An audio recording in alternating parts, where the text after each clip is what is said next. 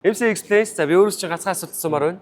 Яг одоо бид хоёр Улаанбаатар хотын ус хангамжийн хамгийн том шинэ их үүсвэр буюу ус гүн цэвэршүүлэх үйлдвэрийн хамгийн доод давхарт за энэ усыг гүн цэвэршүүлэх энэ хамгийн сүүлийн дамжлагын урд ингээд сууж ийн. За ус гүн цэвэршүүлэх үйлдвэрийн механик инженер Тэмүүлэнтэй хамт сууж байна. За бидэнд энэ ус гүн цэвэршүүлэх байгууламжийн талаар маш энгийнээр тайлбарч өгөөч.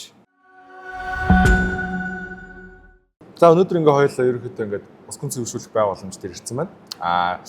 Улаанбаатар хот маань ерөнхийдөө нийт 7 их үүсвэртэй гэж явдаг юм.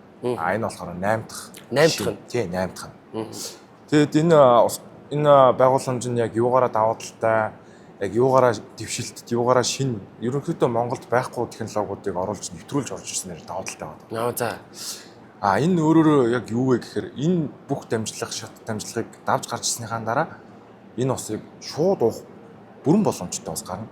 Яагаад энэ усыг ингэж бүрэн гүйц шүүгээд байна вэ гэдэг нь өөрөө асуулт байна.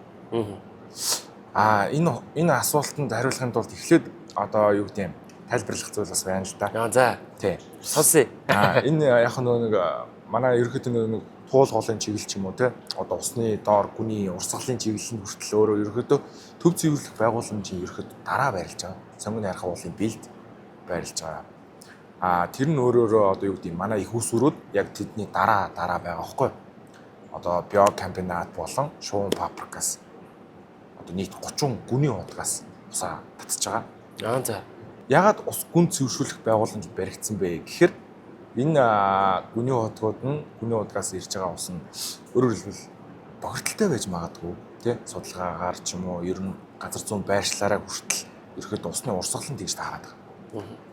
Тэгээ энэ ус гүн цэвэршүүлэх байгууламжаар дамжиж гарсан ус нь шууд уух боломжтой ус гарна. Монгол улсын одоо ус унд ахуй стандартад нийцсэн ус гарна. Одоо энэ ус гүн цэвэршүүлэх байгууламжид одоо маш олон шинэ технологиуд байгаа гэсэн. Тэрний нэг нь одоо жишээ нь одоо цэвэршүүлэхдээ хүний өсний ширхгийг 700 мянга дахин хуваасантай тэгж маш багаар ингэж нарийн шүүдэг технологи бий гэсэн тий. Бага шүү. Тэр нь одоо уруу осмос гэдэг. Уруу осмосын байгууламж дотор байгаа. Тэр нь айгүй сайн, ер нь айгүй гоё систем. Эндээс ерөнхийдөө ингэ харьцаатай байдаг байхгүй юу? Эндээс гарсан шүүгцэн усыг ерөнхийдөө нэг 4-1 ч юм уруу осмосоор дамжуулж гаргах хэрэгтэй байдаг. Тэгээд тэр хоёр нь хоорондоо холилдно. Ерөнхийдөө энэ хоёр систем хоорондоо ерөнхийдөө хоршиж ажиллах хэрэгтэй байдаг. Тэгээд энэ усны компактын хүрээнд Улаанбаатар хотод маань ийм шинэ их усвэртэй, шинэ байгууламжуудтай усанд ерөнхийдөө их баяртай байна. Ер нь усаа дагаж ер нь хотын хөгжил явдаг болохоор шинэ дэд бүтц нэгдэж байгаад ерөнхийдөө их баяртай байна. Одоо Улаанбаатар хотын ард иргэд маань бас шинэ их усвэраас ундаалах нь шүү дээ.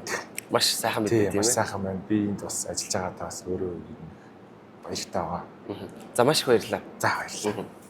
Тэгэхээр MC Explains та бүхэндээ өнөөдөр Улаанбаатар хотын баруун их усврын шинээр байгуулах төслийн ус гүн цэвэршүүлэх үйлдвэр дээр хурж ирээд та бүхэндээ энэ хүү үйлдвэрийг танилцуулж тайлбарлаа. Дараагийн контентоор уулзцгаая.